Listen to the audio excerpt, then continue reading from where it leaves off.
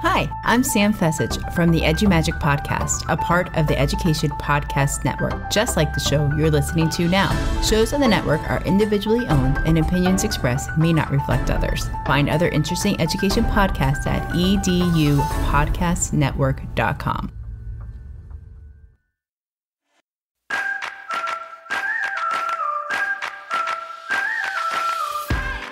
Teaching While Queer is a podcast for 2S LGBTQ+ educational professionals to share their experiences in academia. Hi, I'm your host, Brian Stanton, a theater pedagogue and educator in New York City, and my goal is to share stories from around the world from 2S LGBTQ+ educators. I hope you enjoy Teaching While Queer.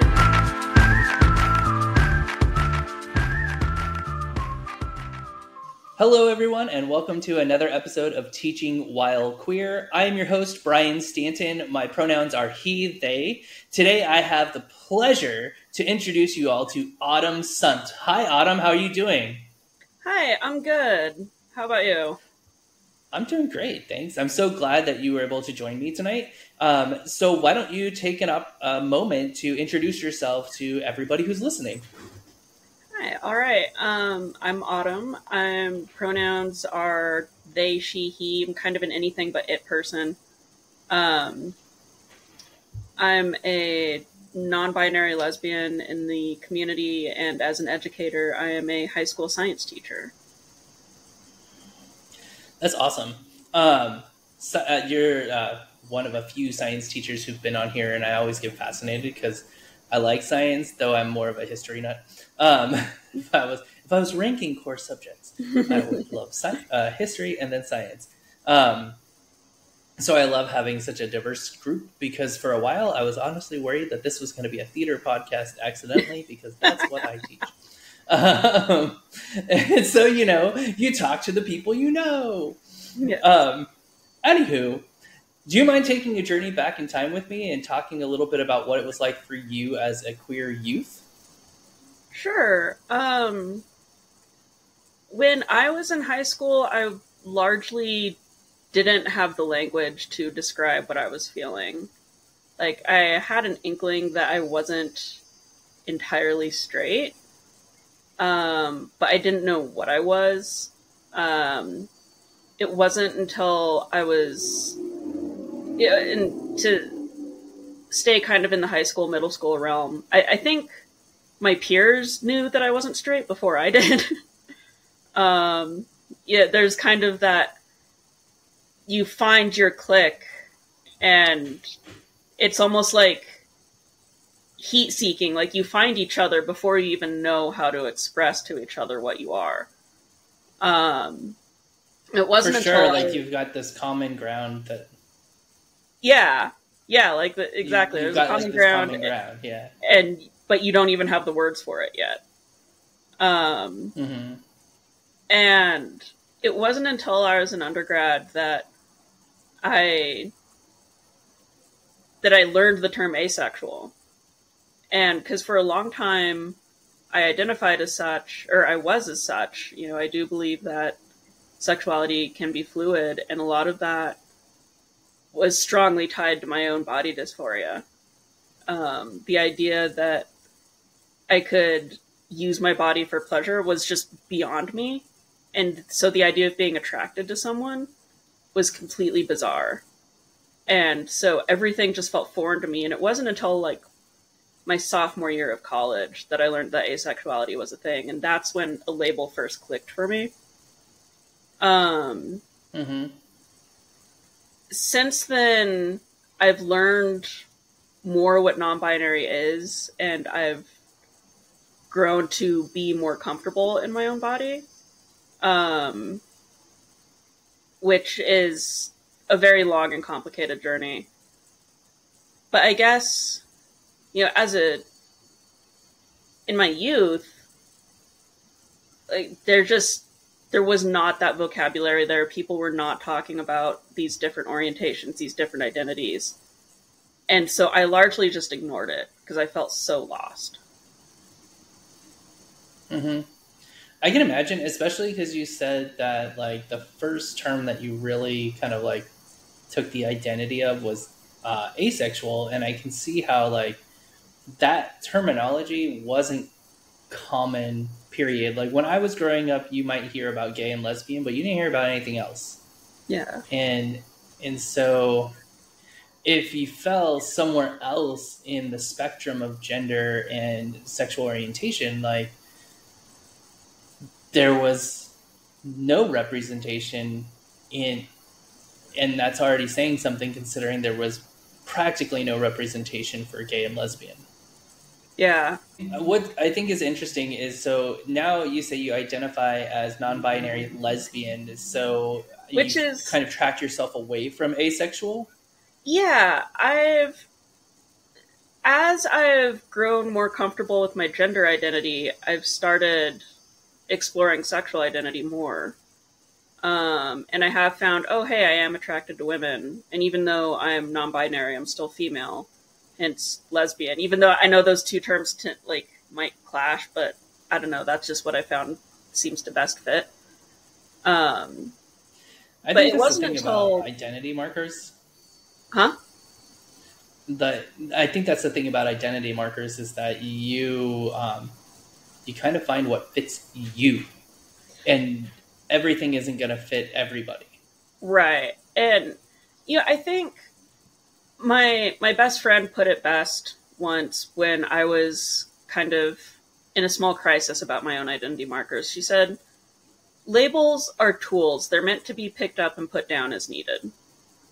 And that really calmed me down. That made a lot of sense to me.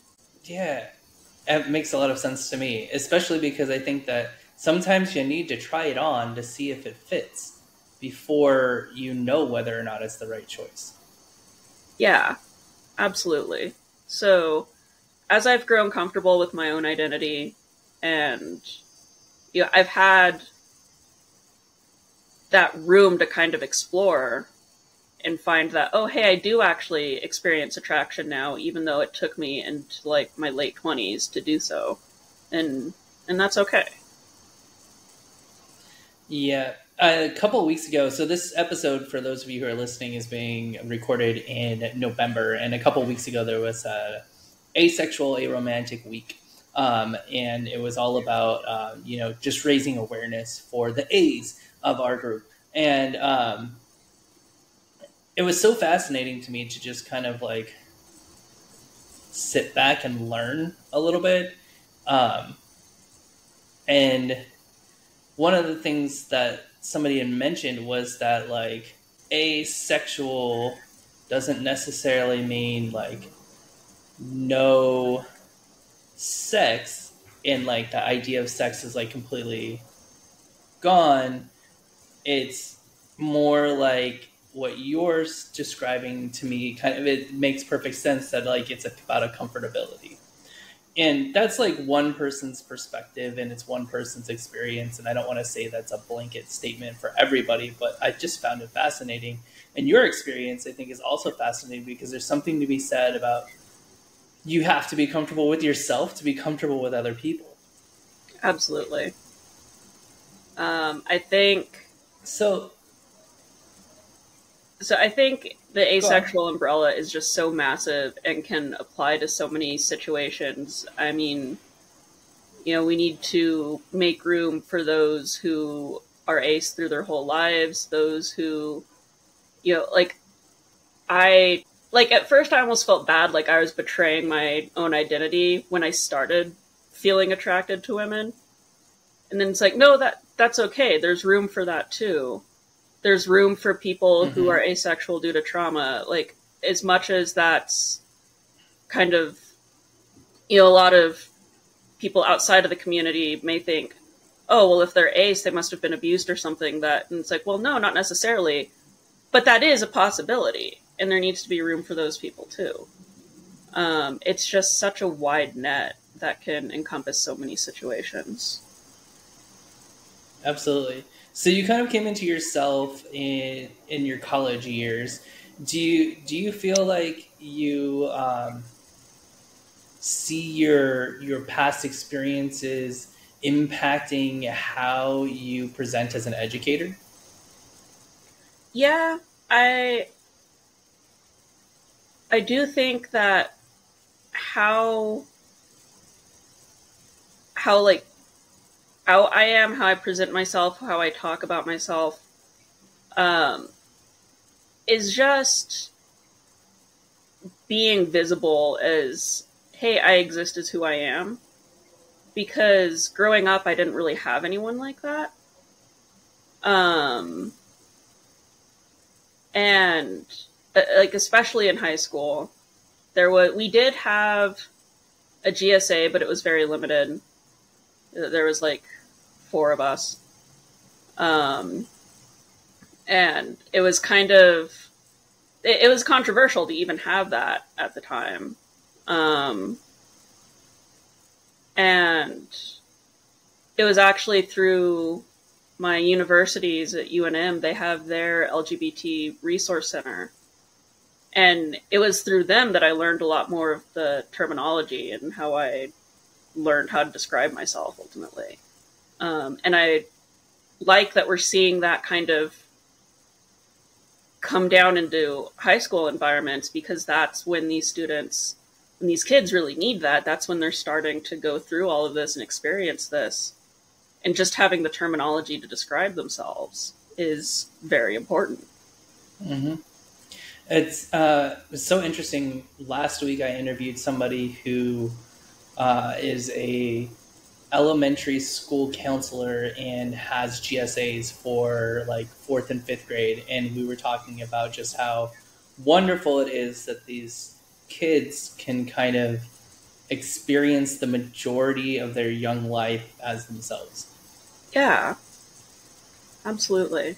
Have you found yourself in situations where you've had to deal with anti-queer behavior, whether it's like in the classroom or from the community or parents? There's some situations, hostile situations that I've been in that I wonder if were either caused by or exacerbated by being queer. I got into this. Yeah, there was a parent that just really decided that they didn't like me that year, like, and apparently other teachers have faced this wrath too. But I was chosen that year, and I just didn't understand why. Like, the things she was saying wasn't true.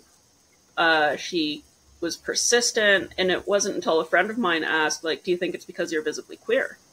I'm like, oh, maybe. I don't know for sure. But given how visible and kind of publicly out I am also the sponsor for our high school's GSA. I was in a LGBT-centered focus group. We were a test school for some policies. And so I even get students, they'll be working on like a human rights project. I've never seen them before. They come up to me, "You're the gay teacher, right?" I'm like, "Hello, yes, how can I be of service?" Gay teacher, nice to meet you. Yes. And for the most part, it's been a positive response, but there are some situations that, like with some coworkers that might be a bit harsher on me that for seemingly no reason, or like with that parent that the more I look back on it, it's like, oh, yeah, that was probably reaction to that. But it's never been overt, which is kind of the weird thing. It's always just a, well, maybe. Maybe, yeah. And I think that's almost harder sometimes. And this is coming from like, I lived in Texas for 5 years where like people are genuinely nice people to you. And then you find out like that they were totally talking about you behind your back. Like there's like a whole other like vibe. And it's some of those situations, honestly, where I'm just like, oh, that's harder than somebody just being honest and like hateful, I suppose. Yeah. You know what I mean? Yeah, I exactly. Because the constantly wondering is like, it's hard. Yeah. Like, overall, the community I'm in is pretty decent. And there's some political higher-ups that are in power that are pretty blatantly homophobic, transphobic, but within the school system, I've, knock on wood, been pretty lucky and have worked for a pretty decent administration, with a few exceptions. There's one of our, there's a person that has quite a bit of power that all the students know is pretty homophobic, and I'm pretty sure that she either pretends to be nice to me or she's very oblivious, because I've seen her, how she acts towards students. And so I'm kind of, I get concerned about what she's thinking about me, like you said, behind my back. Yeah. That constant worrying is frustrating, man. It really, it's so hard to deal with, like, what is going to be presented at me today. Yeah, exactly. And what strikes me as most concerning about what you just said is that you've seen her and how she treats students, and that drives me wild. Like, why are we treating students, regardless of who the student is and how different they might be from a teacher? Why would we treat a student differently? Yeah. Imagine if we were like, ugh, not a Christian students. Like, I'm going to go be so hateful towards them. Like, the hell that would be raised in that situation. But then, like, oftentimes these, like, either very aggressive statements or quote unquote microaggressions, we know, listeners, that I hate that word, because they're never micro. It's not micro. It doesn't feel micro, at least. These quote unquote microaggressions can happen and nobody will say anything. Yeah. And that's why I find it so important to call people out. Like, when I hear students, even just in the hallway, when they say, oh, that's gay, I just say, gay's not an insult. And, oh, sorry. Like, most of the time they don't even realize that they're being, mean. It's just so habitual that that's why it needs to be called out. Because they don't even realize what it is that they're saying. You're absolutely correct. You said you teach science. Do you teach a specific subject, or do you teach kind of like all of it? So I'm split between two classes. I teach 11th grade biology, and then for my seniors, I teach an elective. I teach forensic science, and that's their, like, senior capstone science. I gotta tell you that my favorite teachers are always the forensic science teachers. They have the coolest projects coming out of their classrooms. But I was hoping you would say biology, because I wanted to dive into that a little bit. So when it comes to kind of like our modern understanding, quote unquote modern understanding of, like, gender and whatnot, when you're teaching biology, does any of that get to be worked into your curriculum, or is it really, Gregor Mandel and, X, Y, and this is it, and that's all there is to it? I do get to mention a little bit about that there is a difference between sex and gender. And I do, both in biology and in the anthropology section of my forensics class, I do kind of, I don't know if soapbox is the right word, but I do go on a tangent that intersex people exist. And I go into, like, Klinefelter's and androgen sensitivity syndrome and Turner syndrome, and how it affects more of the population than you probably realize. Up to 1%. So, you're in a big lecture hall at, 101 university class. There's 300 people there. 2 to 3 of those people were probably born intersex, and you have no idea.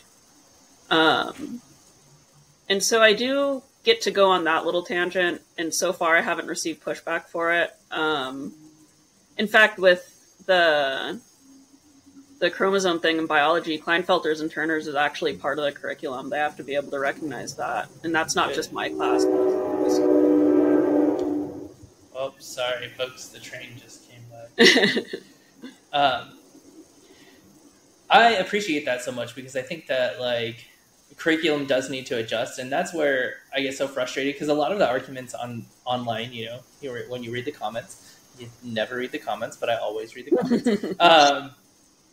A lot of the arguments are like, if you had a basic understanding of biology, but really what we're dealing with is an advanced understanding of biology. And so it's like, well, yeah, you can have a basic understanding, but also like, that doesn't mean that an advanced understanding doesn't exist. So I love that now our basic understanding includes recognizing other possibilities.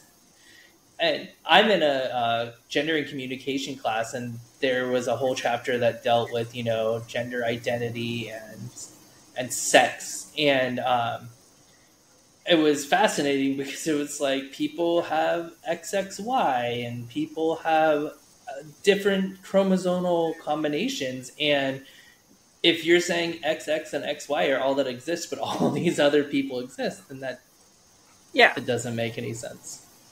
Exactly. And I super, super, super love the term intersects because it was not the words that were used when I was a kid, and the words that were used were not used in they were always kind of derogatory or shameful, I suppose. So I'm loving that change in terminology. For those of you who are younger, I suppose, than listening to this, the term in question was hermaphrodite. And so I just appreciate that there's kind of more inclusive terminology as opposed to something that sounds more like an anomaly as opposed to like an actual scientific reality. Absolutely. Because I'll even, we talk about there are different species of animals and even plants that are considered hermaphrodites, but I always specify, use that word for animals, not people. Snails are hermaphroditic. People are intersex. Yep. I always think about also like, this is fascinating because this information to me comes from the fact that I love historical science fiction. And so one of my favorite book series is the All Souls series. It's about vampires and witches and demons and whatnot because I love all that kind of like spooky stuff. And they talk about chimerism, which is basically like you have twins and one of them absorbs the other in the womb and they get the genetic code for both fetuses. And so that's a similar situation as being something that is outside of what we think that our understanding or what our quote-unquote basic biology understanding of sex is. Because this person could be female and have female sex parts, but also have chromosomal information from their fraternal twin that includes XY kind of chromosomal identity or traits. So science is so fascinating. Yeah. I'm very lucky to be able to talk about stuff like this. The scientific field, and I think especially biology, the further you get into it, the more you realize we have no idea what's going on. Like, the more advanced you get, the more confusing it gets, not just because of level of content, but the more you realize we don't know. And I feel like that's especially true in biology. And like anytime you're working with living things, there's always going to be one-offs and weird things that happen that you're not expecting. Yep. I like to think about all those images that appear of like the specks on your eye and stars and the structure of veins and like leaves and how like so many things from a biological perspective are connected or are paralleling each other, but they're completely different. It's just a parallel that exists, and all that stuff just fascinates me. And it's like, this is why science exists, to continually pursue that question of like why and how and whatnot. And honestly, this kind of like came to me. So folks, I'm speaking in rough draft, be prepared. But I feel like it's a good argument for all those people who are like, science is trying to prove the death of religion. And I'm like, actually, like, when science is discovering that, we know all of this information and also we don't know a crap ton of other things, that seems like a justification to me of like higher powers, whatever that higher power may be. But like, that science is just proving that there's so much more that we don't know. And for all those people who are people of some sort of faith, like, I feel like that aligns, right? Like they fit together and that they don't have to be mutually exclusive. And I always get, I don't know, a little irked when people say that. And I'm not a religious person. I'm a spiritual person. I'm not a religious person. And so I'm like, everybody do whatever they want, as long as you're not hurting anybody. But there are some folks out there who are like, ugh, science is like so wrong. It's against God. And I'm like, or like, how did we get science? Really, really think about what your faith is. Your faith should be like, God gave us scientists or whatever, Yeah. No, I entirely agree with that. I think science is, the exploration of the world we've been given, however we got it. And that's a great, like, definition. And it's just, like you said, there's so much out there that's yet to be explored, and they're really not mutually exclusive. I think they go hand in hand, but often answer two different questions. The how versus the why. And as a spiritual person myself, I'm fully on board with what you're saying. That they really do complement each other, and that's also a pet peeve of mine. And I see it on both sides. I see a lot of anti-theists trying to use science on their side, and like, no, that don't speak for me. Yeah. And then there's the other perspective of there might be like, scientists being like anti-faith. Yeah. So it's kind of a mixed bag across the board. But thanks for indulging a little science and theology with me for a second. You're very welcome. It was an interesting turn. So in your current role, do you feel like, well, in any role for that matter, have you consistently been in a place where you feel like there's good support for the queer students and teachers from your administration standpoint? For the most part, yes. I feel my administration is a good administration. There's a lot of pressure from our more recent school board, however. Yeah. It's the phenomenon, folks. We've talked about it a few times. Sweeping. And like something that recently went out district-wide in response to students and teachers having pride flags is no flags allowed except the American flag. And that, like I said, even though they didn't say it, that was specifically in response to suppressing pride flags. Because, if a student wanted to wear one as a cape or whatever, then so be it. But there was, and for years that was fine until it suddenly wasn't. But that's not just at my school. That came out for the whole district. We haven't gotten to any book banning yet, but I'm kind of concerned about what might be ahead. I feel like at a district level, there's been more pressure to be less out. Like, I know I've definitely felt less comfortable in the past year or two. I've been slightly concerned for my job. Like, not that anything has happened, but just with the whispers and the kind of things that aren't said. I've felt like there's this pressure here to be silent. I do think the people in power at my location, at my school, have done a good job pushing back. I think our counselors and our principal been very, they've done as much as they can do. And that's something I'm highly appreciative of. But it does concern me that it's kind of starting higher up and trickling down, Absolutely. That's one of the things I was talking about this the other day with a friend, just like a friend, we were out drinking, and this is the conversation we had because that's what we do. But it's mind-boggling to me that educators are not allowed to be on school boards. Yeah. It just seems like these school boards, which are made predominantly of parents, which means that they don't know about education. And if some of them do, fantastic, but why are you making life harder for teachers? Mm-hmm.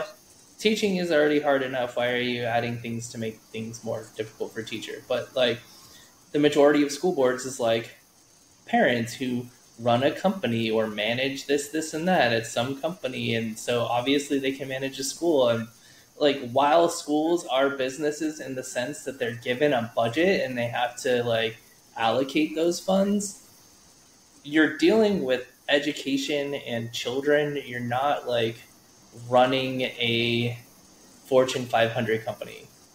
Right. You're not trying to turn a profit. So somebody in the room should know about, somebody in the room should know how to handle education. Yeah, but absolutely. A lot of what's happening right now is this conservative push of people with opinions. Yes. Yes. Reminder to go vote in your local elections. Yes. PSA. Vote in your local elections. Honestly, the school board elections, if you want to be an advocate and an activist, the school board election is the most important election for you to make an immediate impact on your community. Yeah. So you said that right now, the last year or two, you start to feel like it is less safe to be as out as you were previously. There's a little bit more concern and more worry that you have. If you had a new teacher come to you who is getting ready to go into the classroom for the first time and they're queer and they don't know whether or not to be their authentic self, what kind of advice would you give to them? It's tricky. I'd say first and foremost, protect yourself. You want to stay safe above everything else. You kind of have to read the room. And so it's going to depend on the students you have that year. As far as coworkers and administration, I'd say it's fine to be casually out, but I wouldn't be out to students until you know them pretty well and can kind of judge how they'll respond to that. Because it's going to be the students who tell the parents that stir trouble, and it's rarely coworkers that are causing trouble. It's people outside of the system trying to look in. Days, I'd say it's walking a fine line between protecting yourself. In the building, it's outside. Yeah. It's a fine line between keeping yourself safe and being authentic, because I do, like I said, I think that visibility to students, even if it's really subtle, and I'll say this too, you can be really subtle, and the students that need to pick up on it will pick up on it. You don't have to be really overtly out. I have a little rainbow beaded safety pin, and that's like a beacon to some students, and most students never even notice it. So walking that line between being subtly out but still keeping yourself safe, and I don't ever want to say oh, you should suppress yourself, but I think subtlety is a better option in this scenario, unfortunately. Yeah, I tend to agree, especially as you get to know your environment. Once you have a good footing and you understand the environment you're working in, then you can be more open. And I also think it's circumstantial. You might have this really strong feeling or reason that you need to be fully out and authentic, and that's wonderful and fine. And if you feel like you need to not tell anybody, that is also wonderful and fine, because really it's about what you need to do for yourself. Absolutely. Yeah. So you've already mentioned one thing, which is, school boards. But what do you think that the educational community, the actual school communities, administration, faculty, students, parents, what can we all do to be more supportive of 2S LGBTQIA plus folks? I think, like I kind of mentioned on before, calling out behaviors that are not okay, make it known that, hey, we don't support that kind of thing here. And, what do I say? Also just making your support visible. It's when someone seems to be kind of on the fence or wishy-washy about it, you're going to lose the trust of these people real quick.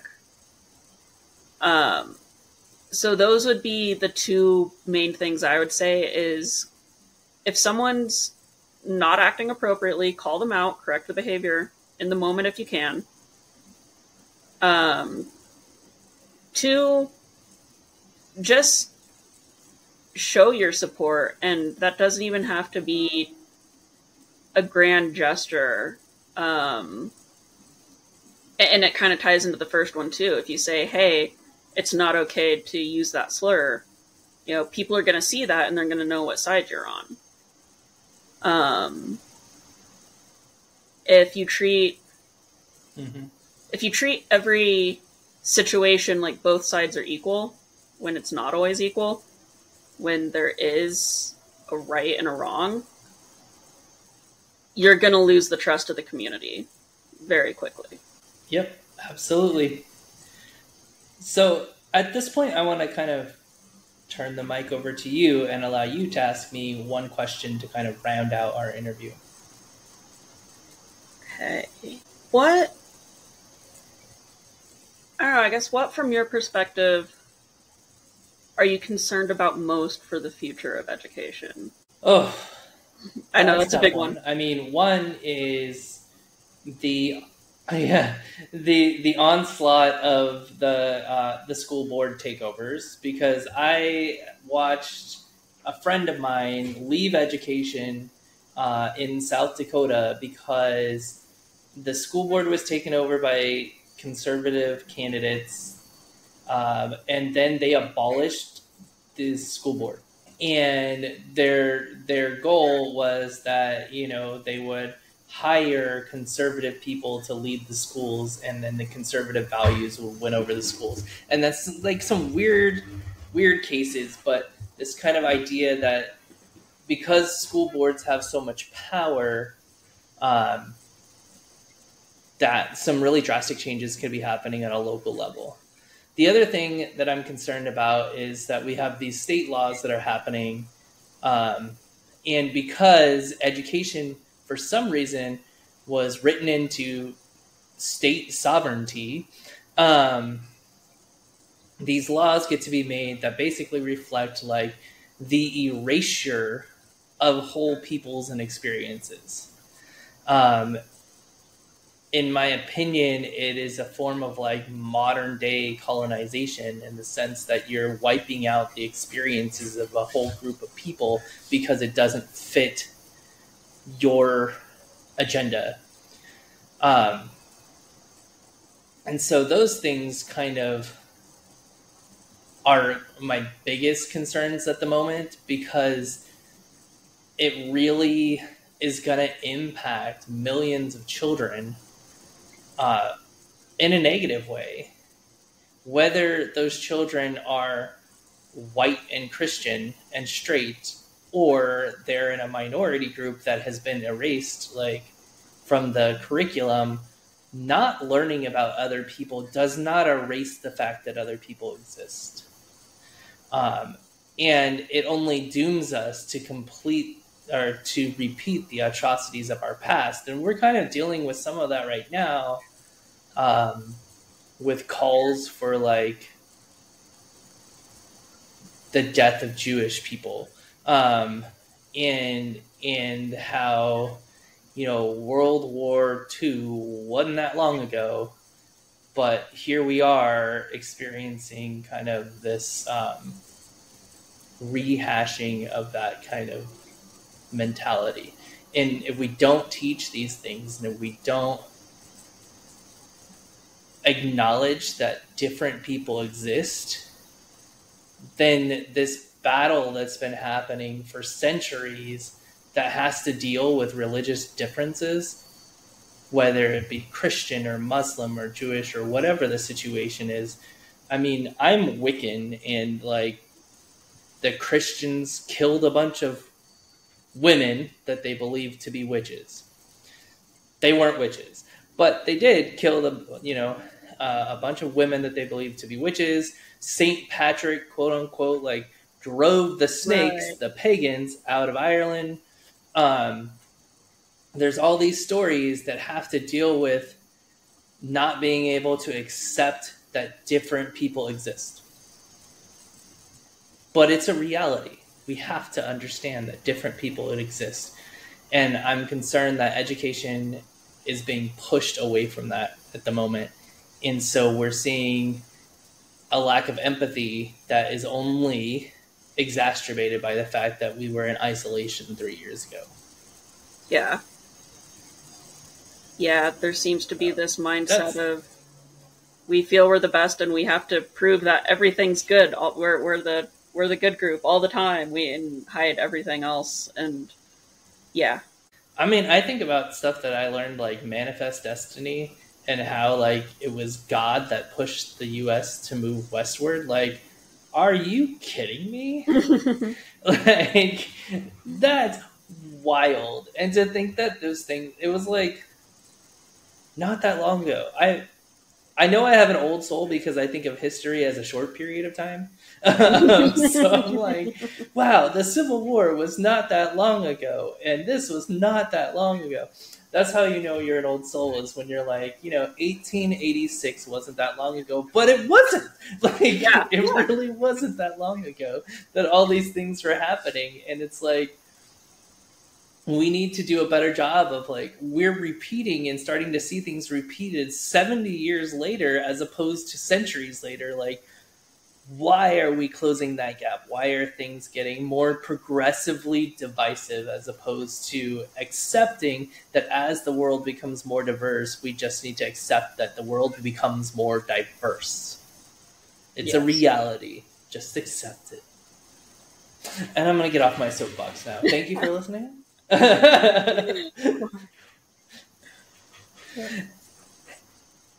Autumn, I wanted to thank you so much for coming on this journey with me today. I really enjoyed going down our little trails about science and our little soapbox about politics and history and whatnot. You really piqued a ton of my interest today.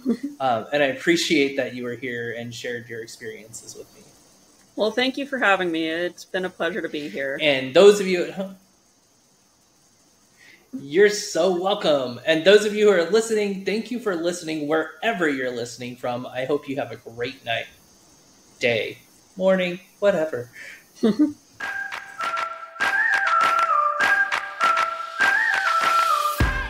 you for joining us on this episode of Teaching While Queer. I hope you enjoyed it.